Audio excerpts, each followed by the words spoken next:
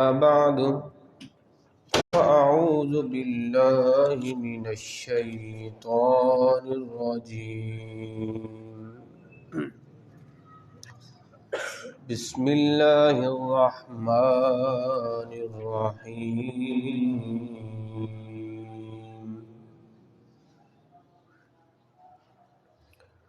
قال الله تبارك وتعالى في القرآن المجيد والفرقان الحميد يا أيها الناس إنا خلقناكم من ذكر وأنثى آمنت بالله صدق الله العظيم وصدق رسوله النبي الكريم الأمين ونحن على ذلك لمن الشاهدين والشاكرين والحمد لله رب العالمين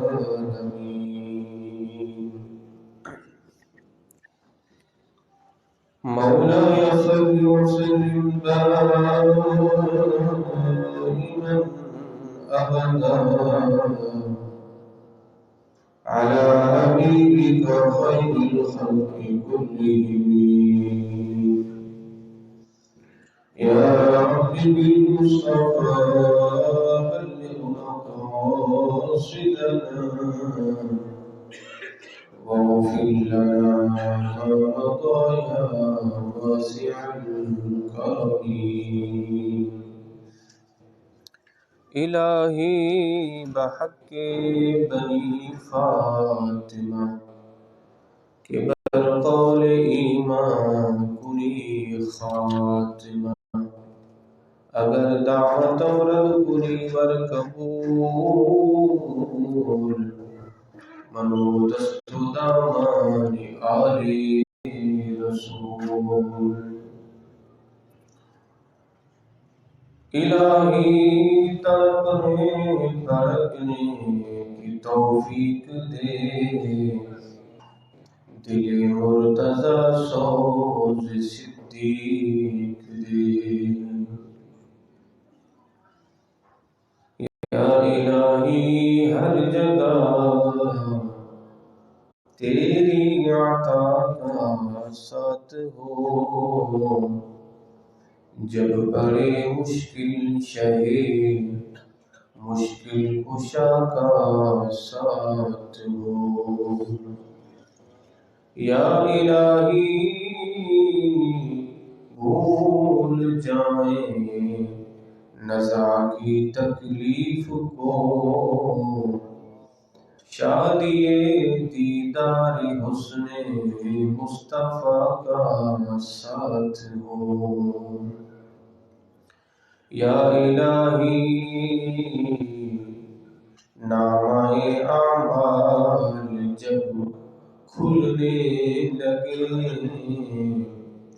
عیب پوش خلق ستار خطا کا ساتھ ہو یا الہی جب زبانیں باہر آئیں پیاس سے صاحب کوثر شہے جود و عطا کا ساتھ ہو حمد و ثنا کے بعد محترم و محتشم عزیزان گرامی قدر اللہ رب العزت کی بارگاہ میں دعا گو ہوں رب لم یزل ہم تمام کی نماز جمعہ کی حاضری کو اپنی بارگاہ میں قبول اور منظور فرمائے۔ عزیزان گرامی قدر سورۃ الحجرات کی چند ایک آیات بینات ہم نے گزشتہ جمعۃ المبارک بیان کی تھیں، اور آج انشاءاللہ اس کی چند ایک آیات مکمل کر کے سورت کو مکمل کرتے ہیں، اور انشاءاللہ آخر میں چند ایک مسائل وراثت کے حوالے سے جو کچھ رہ گئے تھے بیان کرنے سے، وہ بھی انشاءاللہ ہم بیان کیے دیتے ہیں۔ اللہ رب العزت ارشاد فرماتا ہے، یا ایھا الذین آمنوا اجتنبوا کثیرا من الظن، اے ایمان والو بہت گمانوں سے بچو، ان بعد الظن اسم، اس لیے کہ بعض دفعہ گمان گناہ ہوتا ہے، ولا تجسسوا ولا یغتب بعضکم بعضا،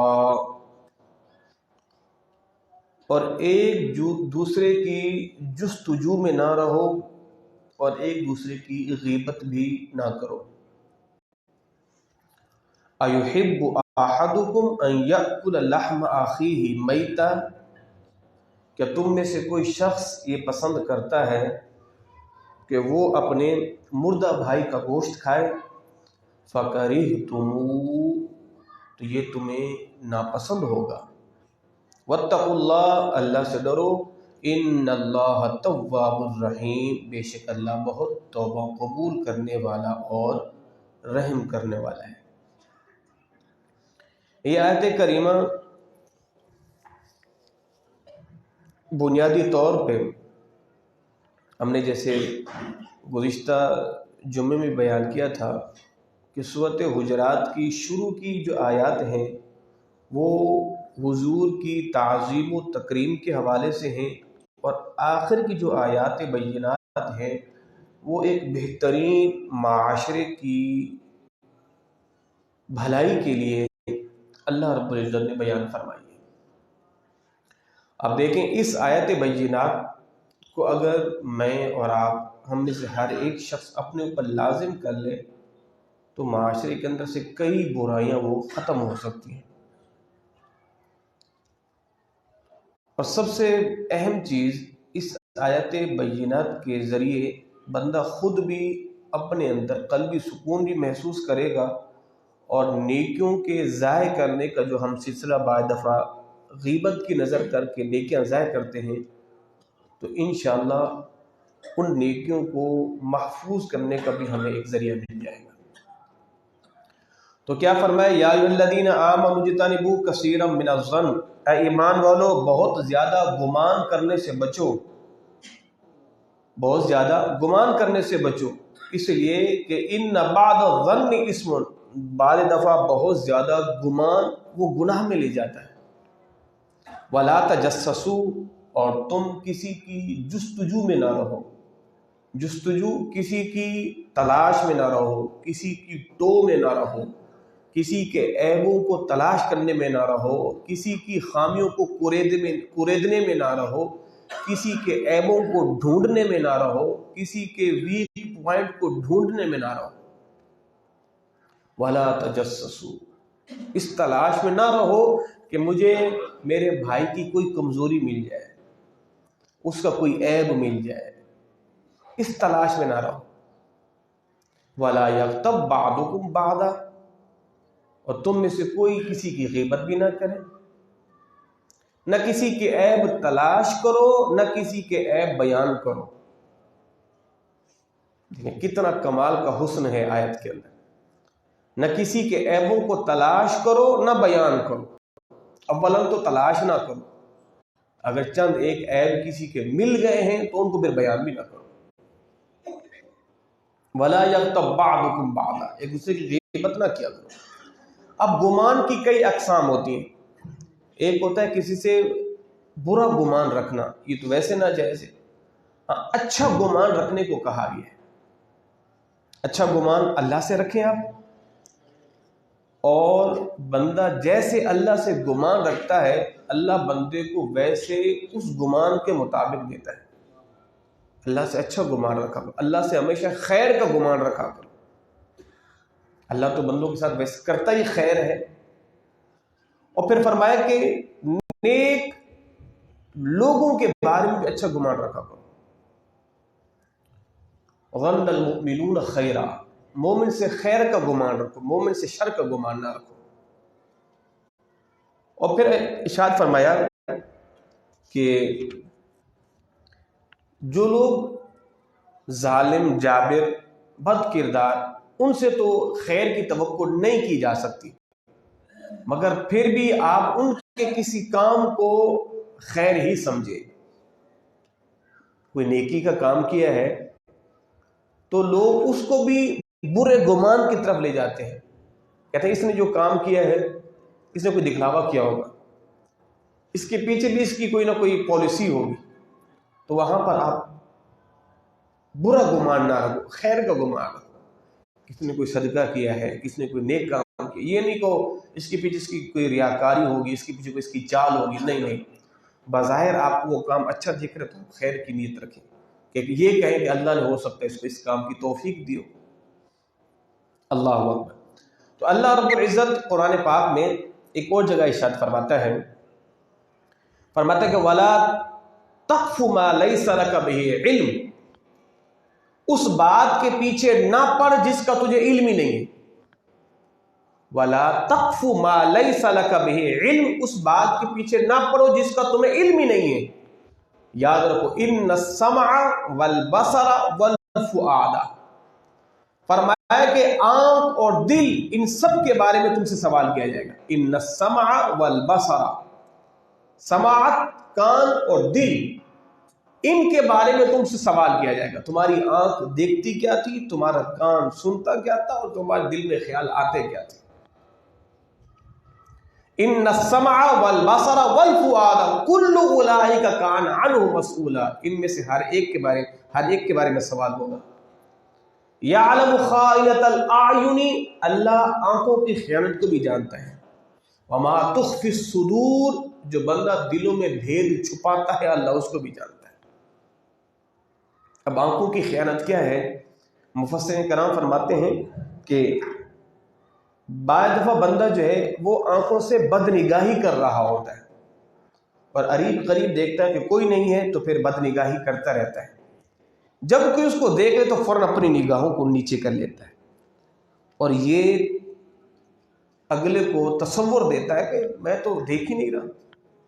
جب پھر دیکھتا ہے کہ لوگوں سے نظریں چرا کے پھر بد نگاہی کرتا ہے. تو اللہ ارشاد فرماتا ہے یہ جو آنکھوں کی خیانت ہے نا، اللہ اس کو بھی جانتا ہے. وما تخفی الصدور، اور آنکھوں کی خیانت کے ساتھ جو دل میں برے خیالات آ رہے اللہ ان کو بھی جانتا ہے. جب آنکھ اٹھتی ہے تو پھر اس کا ریئیکشن جو ہے وہ دل و دماغ پر طاری ہوتا ہے. آپ نے کس چیز کو دیکھا، اچھی چیز آپ نے دیکھی ہے تو فوراً آپ کے دل میں خیر کا تصور آئے گا، بھلائی کا تصور آئے گا. کسی بندے کو نماز پڑھتا ہوا دیکھا تو آپ کے دل میں اچھے خیال، دیکھو ماشاءاللہ کیسا نمازی ہے. کسی غریب کو دیکھا تو آپ کے دل میں رحم پیدا ہو جائے گا. اور بد نگاہی کی چیز دیکھی تو آپ کے دل میں گناہ کا تصور پیدا ہوگا. وما تخفی الصدور، اللہ ان دلوں کے بھیدوں کو بھی جانتا ہے. تو کوئی یہ نہ سمجھے کہ میرے معاملات سے میرے رب بے خبر ہے، نہیں. اللہ اکبر. حضرت ابو ہریرہ رضی اللہ تعالی عنہ ارشاد فرماتے ہیں حضور نے ارشاد فرمایا اپنے آپ کو بدگمانی سے بچاؤ. بدگمانی بدترین جھوٹ ہے. بدگمانی سے، جناب میرا گمان یہ ہے وہ ایسا ہوگا، میرا گمان نہ. تمہارا گمان کیا ہے؟ تم کیوں کسی کے بارے میں بدگمانی کر کے اپنے آپ کو عذاب میں مبتلا کر رہے ہو، اپنی نیکیوں کو ضائع کر رہے ہو؟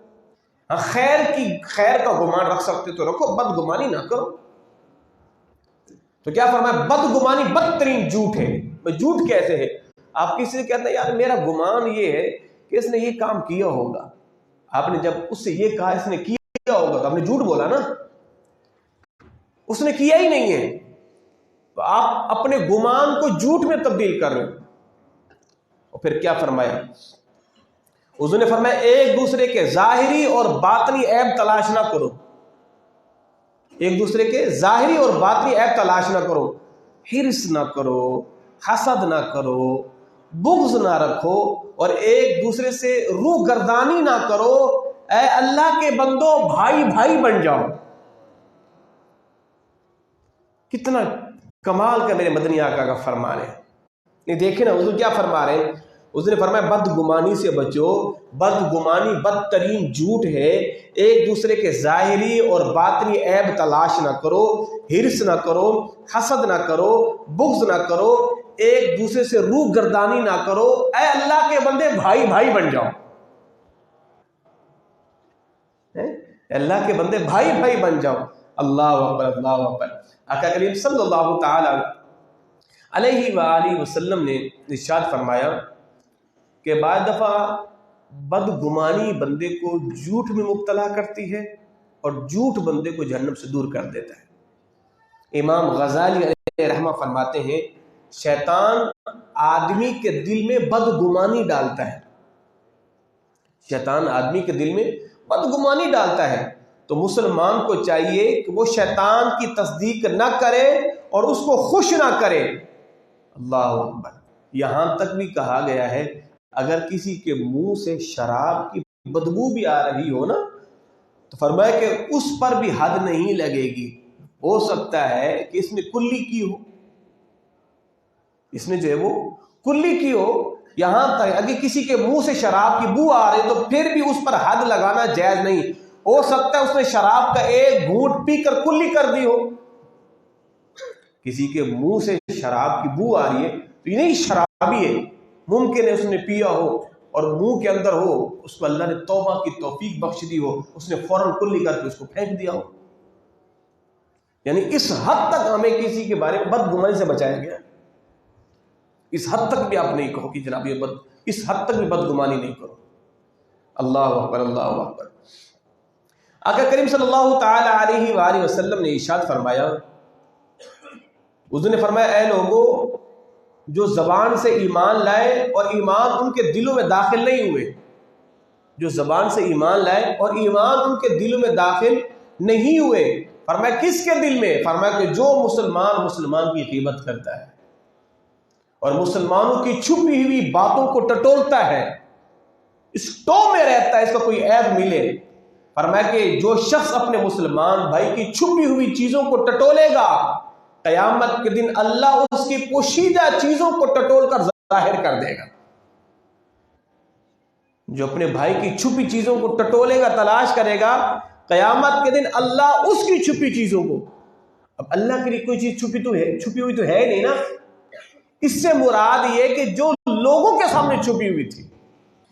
اب قرآن پاک کے اندر آتا ہے نا کہ اللہ ہر ظاہر کو ہر باطن کو جانتا ہے، ہر چھپی چیز کو ہر ظاہر کو جانتا ہے، تو اللہ کی تو کوئی چھپی چیز تو ہے ہی نہیں۔ تو قرآن میں ہے نا کہ اللہ ہر چھپی کو ہر ظاہر کو جانتا ہے، تو اللہ کی تو کوئی چیز چھپی ہوئی ہے ہی نہیں، تو پھر اس کا کیا مطلب اللہ چھپی چیز کو جانتا ہے؟ اللہ کے لیے تو ہر چیز ہے ہی ظاہر نا۔ یہ کہنا کہ اللہ غائب کو جانتا ہے، اس کے لیے کوئی چیز غائب ہے ہی نہیں، تو اس کا مطلب یہ ہوتا ہے کہ جسے تم غائب سمجھتے ہو یا جو چیز تمہارے لیے غائب ہے اللہ اس کو جانتا ہے۔ اللہ کے لیے کوئی چیز غائب نہیں ہے، اس کا مطلب کیا ہے؟ جسے تم غائب سمجھتے ہو یا جو تمہارے لیے غائب ہے اللہ اس کو بھی جانتا ہے۔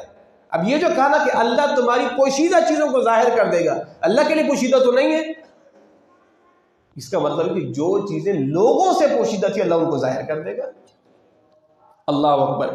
حضرت عبداللہ بن عمر رضی اللہ تعالی عنہ سے مروی ہے، حضور نے فرمایا کہ جو مسلمان کسی مسلمانوں کے عیبوں پر پردہ رکھے گا، قیامت کے دن اللہ بھی اس کے عیب پر پردہ رکھے گا، اللہ بھی اس کے عیب پر پردہ رکھے گا۔ جناب عقبہ بن عامر رضی اللہ تعالی عنہ سے مروی ہے، حضور نے فرمایا کہ جو شخص ایسی چیز دیکھے کہ جس کو چھپانا چاہیے اور اس پر پردہ ڈال دے، فرمایا کہ اللہ رب العزت اس کو ایسا ثواب عطا فرمائے گا کہ جس نے کسی بچی کو زندہ زمین میں درگور کر دیا اور پھر اس نے اس بچی کو نکال لیا۔ اللہ بھائی، یعنی زندہ زمین میں دبائی جانے والی بچی کو زندہ کیا اللہ اس کو اتنا بڑا ثواب دے گا.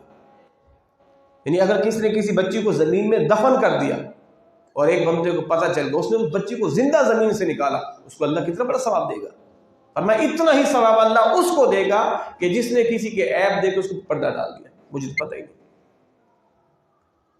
انہیں اندازہ لگائیں، ہم نے اتوار کے درس میں یہ بات بیان کی تھی. حضرت حاتم بن اسم ایک بزرگ تھے، انہوں نے عیب چھپایا.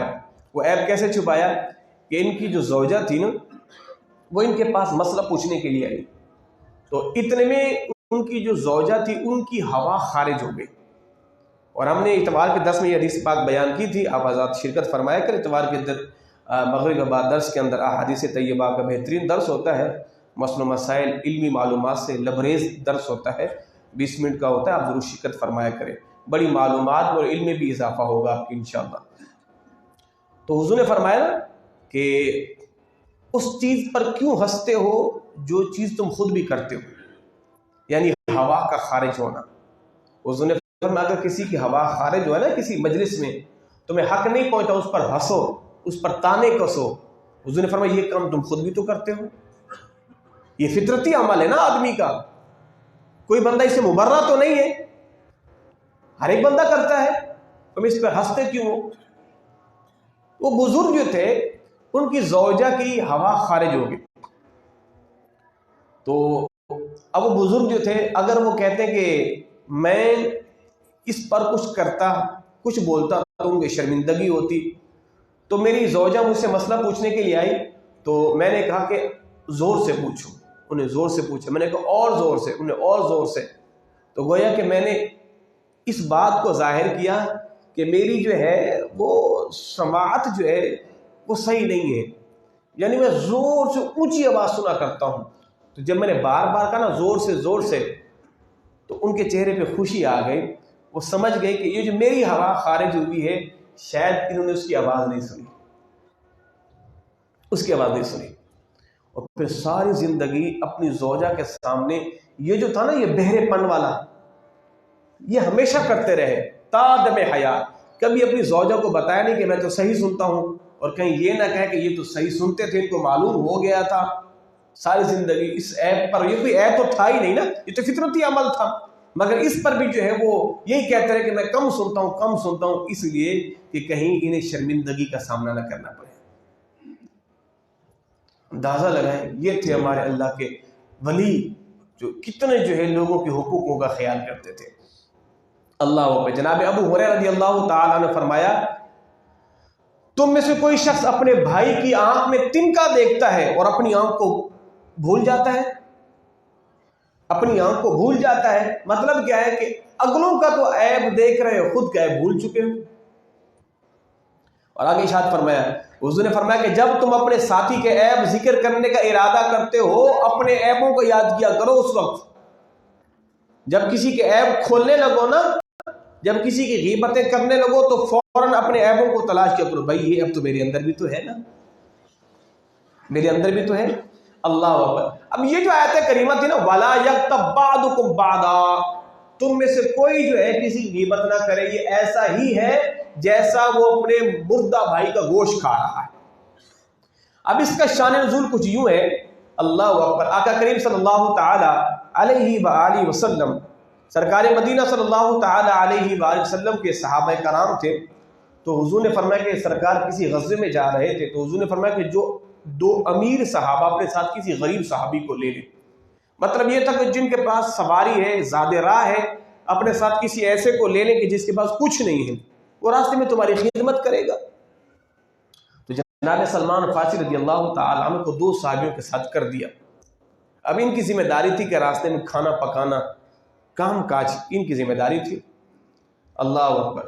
تو جناب سلمان فارسی رضی اللہ تعالی عنہ ارشاد فرماتے ہیں کہ میں ان کے ساتھ تھا اور میرا کام یہ تھا کہ میں دستور کے مطابق جو ہے وہ انہیں کچھ کھلاؤں پلاؤں. فرماتے ہیں ایک دن ایسا ہوا کہ میں سو گیا اور میری آنکھ لگ گئی. تو جب میں اٹھا تو انہوں نے کہا کہ آپ تو سو گئے تھے، آپ نے کھانا بنانا تھا. تو اب ایسا کریں حضور کی بارگاہ میں جائیں اور سرکار سے کچھ لے کے آئیں کھانے کے لیے. جناب سلمان فارسی گئے تو حضور کے خادم تھے اسامہ رضی اللہ تعالی عنہ تھے. تو ان سے کہا، تو انہوں نے کہا ہمارے پاس تو کچھ ہے ہی نہیں. ہمارے پاس جو ہے وہ تو کچھ ہے نہیں. تو جناب سلمان فارسی رضی اللہ تعالی عنہ نے آ کے ان سے یہی کہا کہ دیکھیں حضور کے پاس تو کچھ نہیں ہے. تو ان کے دو جو رفیق تھے نا تو انہوں نے کہا کہ حضرت اسامہ نے بخل کیا ہے. حضرت اسامہ جو حضور کے خادم تھے تو ان دو ساتھیوں نے کہا کہ انہوں نے بخل کیا ہے. بخل کیا ہے کہ انہوں نے جان بوجھ کے نہیں دیا. حضور کے پاس کچھ پڑا ہوگا, وہ حضور کے خادم تھے تو انہوں نے جان بوجھ کر نہیں دیا ہوگا, انہوں نے بخل کیا ہوگا. تو اللہ رب العزت نے اس پر آیت کریمہ کو نازل فرمایا وَلَا يَغْتَبْ بَعْضُكُمْ بَعْضًا, تم میں سے کوئی کسی کی غیبت نہ کرے. اس لیے کہ انہوں نے یہ جو جملہ کہا تھا انہوں نے بخل کیا ہوگا, نہیں دیا ہوگا, یہ غیبت ہے. اللہ نے اس پر آیت کریمہ نازل فرمایا اور فرمایا کہ یہ ایسا ہی ہے کہ جیسے مردہ بھائی کا گوشت. اور حدیث پاک میں آتا ہے حضور نے فرمایا جب میں معراج کی رات گیا تو میں نے کیا دیکھا کہ ان کے سامنے بدبودار گوشت لایا جاتا ہے اور وہ بدبودار گوشت کھاتے ہیں. تو میں نے کہا جبریل یہ کون ہے؟ کہا حضور یہ وہ لوگ ہیں کہ جو ایک دوسرے کے عیب تلاش کیا کرتے تھے, ایک دوسرے کی غیبتیں کیا کرتے تھے.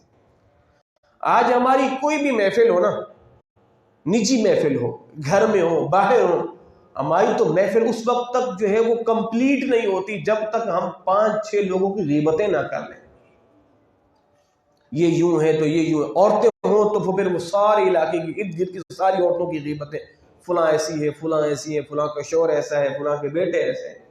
معاذ اللہ ثم معاذ اللہ, یہ نیکیوں کی تباہی ہے.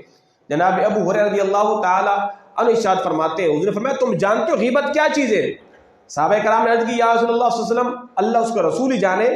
تو حضور نے فرمایا تم اپنے بھائی کا وہ عیب بیان کرو جس کو وہ ذکر کرنا نہ پسند کرتے. اب غیبت ہے کیا؟ غیبت کا مطلب یہ ہے کہ آپ اس بات کو اگر اپنے بھائی کے سامنے بیان کرتے, اس کو برا لگتا, جی بالکل لگتا, اب وہی بات اس کی پیٹھ پیچھے بیان کرنا یہ غیبت ہے. آپ کسی کو کہیں موٹے, کھوٹے, کھوتا, گدھا, یہ سارے جملے کسی کے سامنے کہیں اس کو برا لگے گا, جی بالکل لگے گا. اب پیٹھ پیچھے اس کو یہ کہیں تو یہ غیبت ہے. صحابہ کرام نے کہا حضور اگر وہ باتیں اس کے اندر ہو ہی نہیں, ہم نے کسی کے بارے میں تو ایسا ہے ایسا ہے ایسا ہے, اگر یہ چیزیں اس میں ہیں وہ تو غیبت ہے. اگر وہ چیزیں اس میں ہیں ہی نہیں تو حضور نے فرمایا یہ تو غیبت سے بھی بڑھ کے یہ بہتان ہے, اس کا زیادہ گناہ ہے, اس کا زیادہ گناہ ہے. اللہ اکبر. جناب ابو سعید خدری رضی اللہ تعالی عنہ فرماتے ہیں غیبت کا گناہ زنا سے بھی زیادہ ہے. غیبت کا گناہ وہ زنا سے بھی زیادہ ہے. وہ کیوں؟ اس لیے کہ اگر زنا ہو جائے تو زنا کی تو توبہ ہے نا, آپ نے اللہ سے معافی مانگی, رب معاف کرنے والا ہے. اور غیبت زنا سے بڑھ کر کیوں ہے؟ اس لیے کہ غیبت کی توبہ اس وقت قبول ہوگی جس کی ہے جب تک وہ نہ معاف کر دے. تو یہ زنا سے بھی بڑھ کر ہوا کہ جسے ہم جو ہے وہ مرغ مسلم سمجھ کے دن رات کھا رہے ہوتے ہیں. اللہ اکبر. جناب انس بن مالک رضی اللہ تعالی عنہ ارشاد فرمایا حضور فرمایا جب میں معراج کی رات گیا میں ایسے لوگوں کے پاس سے گزرا جن کے ناخن پیتل کے تھے, جن کے ناخن پیتل کے تھے, اور ان ناخنوں سے اپنے چہروں کو اپنے سینوں کو نوچتے تھے. تو میں نے کہا جبریل یہ کون ہے؟ کہا حضور یہ وہ لوگ ہیں جو لوگوں کا گوشت کھاتے. کیا مطلب؟ ان کی عزتوں کو پامال کرتے تھے. وہ لوگوں کا گوشت کھاتے, ان کی عزتوں کو پامال کر کے, یہ بھی درست ہے. اس لیے کہ بعض دفعہ گاؤں میں ایسی عورتیں بھی ہوتی ہیں ان کا کام ہی یہی ہوتا ہے, وہ جا کے کہتی ہیں کہ دیکھو آج تم نے کھانا بنایا, جی کھانا بنایا, سالن گوشت بنایا ہے, اچھا ٹھیک ہے اگر تم مجھے 1 کٹورا سالن کو دو گی تو میں تمہیں بتاؤں گی کہ فلاں اور تمہارے بارے میں کیا کہہ رہی تھی. کہا اچھا ہاں.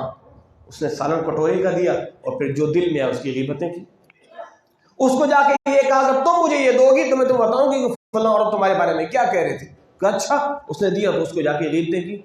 اگر یوں بھی کہا جائے کہ وہ عزتیں پامال کر کے گوشت کھاتے ہیں تو آج سے کوئی بعید نہیں ہے. لوگ کہتے ہیں جناب میں تمہیں بڑی کام کی بات بتاؤں گا, اور ہمیشہ یہ اس شخص کی جھوٹے ہونے کی علامت ہے کہ جو آپ کو بات بتائے ساتھ میں یہ کہ دیکھ اللہ کی قسم اس کو بتانا نہیں. اس کا مطلب یہ بات 100% جھوٹ ہے. دیکھو میں یہ تمہیں بات بتا رہا ہوں, اس شرط پہ بتاؤں گا اگر تم مجھے قسم دو کہ میں اس کو نہیں بتاؤں گا. یہ جھوٹ ہے. کیوں قسم دے رہے ہو؟ اگر اس نے یہ کہی ہے تو ٹھیک ہے، تم سامنا کرو، جناب یہ بندہ اس نے یہ بات کہی ہے، اس کا سامنا کرو آپ. تو یہ تو پھر آگ لگانے، اس کو بھی آگ لگا دی، اس کے خلاف بھڑکا دیا. اگر اس نے کہی ہے، آپ اس کے خیر خواہ ہیں تو کہیں جناب اس نے آپ کے بارے میں یہ بات کہی ہے، بتائیں آپ کے اندر یہ عیب ہے، آپ نے جو گناہ کیا ہے. اللہ اکبر. جناب ابو ہریرہ رضی اللہ تعالیٰ عنہ سے مروی ہے، حضور نے فرمایا جس نے دنیا میں اپنے بھائی کا گوشت کھایا، قیامت کے دن بھی اس کے سامنے اس کے بھائی کا گوشت لایا جائے گا. قیامت کے دن بھی اس کے سامنے اس کے بھائی کا گوشت لایا جائے گا اور کہا جائے گا کھاؤ. جس طرح دنیا میں مردہ بھائی کا گوشت کھاتے تھے، قیامت کے دن زندہ بھائی کا گوشت کھاؤ، زندہ بھائی کا گوشت کھاؤ. یعنی اس قدر جو ہے اتنی ہول ناکیاں ہیں غیبت کی، اور ہم جو ہے اسی کچھ سمجھتے ہی نہیں ہے. الاعمال الحفیظ، اللہ ہم سبوں کو اس سے محفوظ فرمائے. اپنی محفلوں کا خیال کیا کریں. اچھا، اگر آپ نے کسی غیبت کی اور اس کو پتہ نہیں چلا، آخری بات، کسی کی غیبت کی اور اس کو پتہ نہیں چلا، اس کا حل کیا ہے؟ پھر آپ یوں دعا کریں، اے پروردگار تو میرے بھائی کی بخشش فرما، میری بھی بخشش فرما. ٹھیک ہے. اگر آپ نے کسی کی غیبت کی اور اس کو پتہ چل گیا، اس وقت میں آپ نے اس سے معافی مانگنی ہوگی. دو صورتیں ہوں گی. کسی کی غیبت کی پیٹھ پیچھے اور اس کو پتہ نہیں چلا، پھر تو اللہ کے حضور معافی مانگے، توبہ کرے. اس کو اگر پتہ چل گیا ہے تو پھر اللہ کے حضور توبہ بھی کرے، اس سے بھی معافی مانگے. اس سے معافی مانگنا بھی ضروری ہے، کیونکہ اس کو پتہ چلا، اس کا دل دکھا ہے. اگر اس کو پتہ نہیں چلا تو پھر اس کو نہیں بتائیں، پھر اللہ کے حضور معافی مانگ لیں.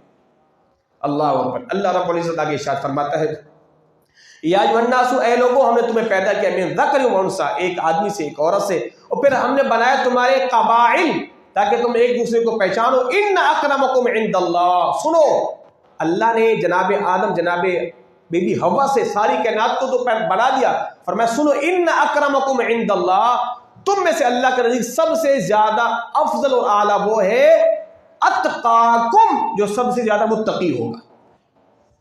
ان اللہ علیم خبیر، بے شک اللہ جاننے والا اور باخبر ہے. جناب ابو ذر غفاری رضی اللہ تعالی عنہ ارشاد فرماتے ہیں، حضور کی موجودگی میں صحابہ کرام کی تکرار ہو گئی. تو ایک صحابی تھے، انہوں نے جو ہے ایک عورت کو کیا کہا، او کالی ماں کے بیٹے، کالی ماں کے بیٹے، یہ تانا دیا. سرکار مدینہ صلی اللہ علیہ وسلم کے چہرے پر جو ہے وہ جلال آ گیا. حضور نے فرمایا کالی ماں کے بیٹے یا سفید ماں کے بیٹے، فرمایا کہ اسلام کے اندر اس کی کوئی حیثیت نہیں ہے.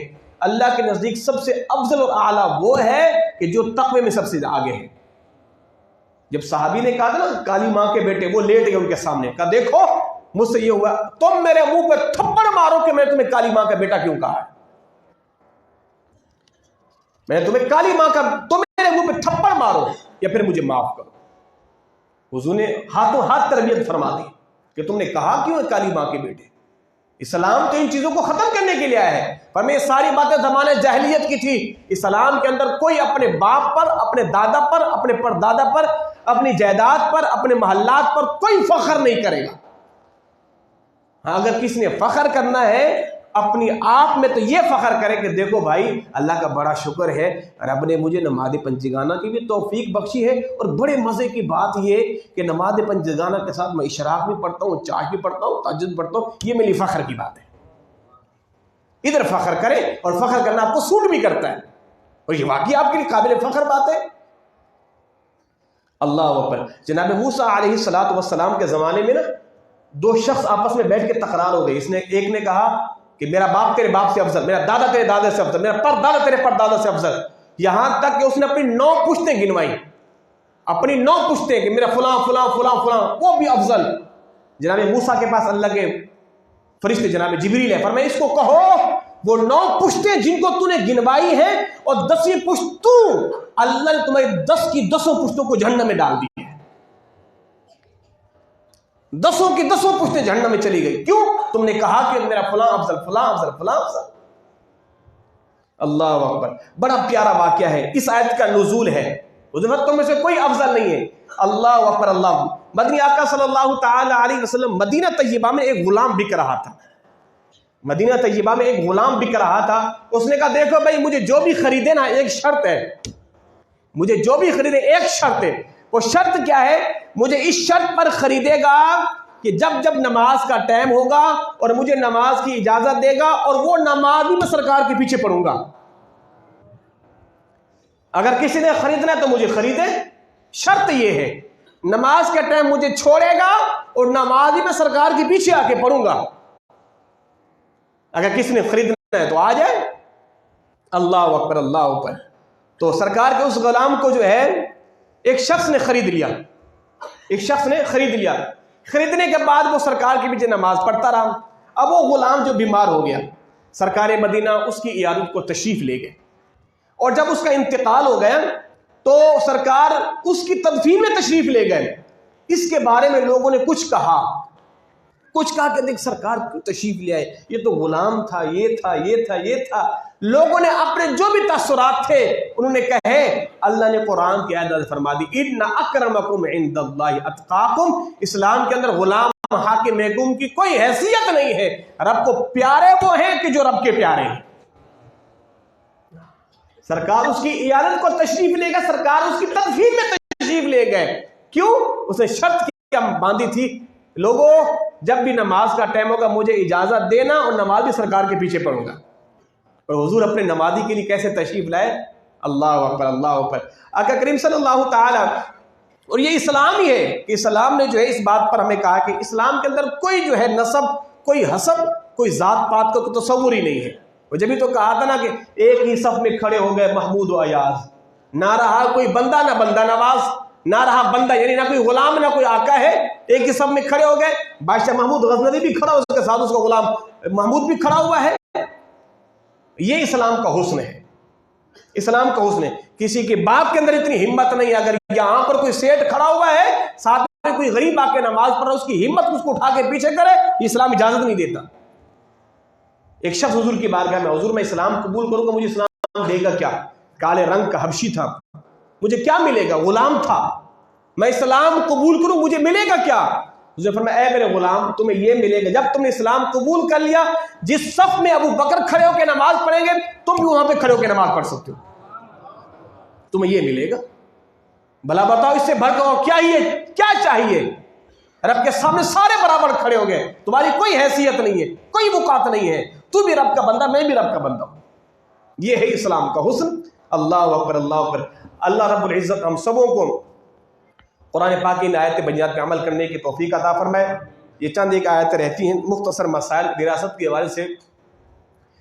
پہلی بات تو یہ یاد رکھیے گا کہ وراثت کے اندر جو ہے نا، باپ کی وراثت اولاد میں جاری ہوتی ہے۔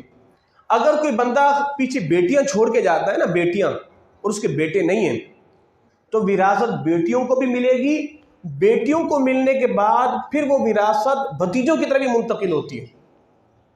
آج کیا کرتے ہیں، اگر کوئی وراثت باپ چھوڑ کے اس کے پیچھے بیٹیاں ہی بیٹیاں ہیں تو وہ ساری کی ساری 5 بیٹیوں میں تقسیم کر دیتے ہیں، یہ درست نہیں ہے۔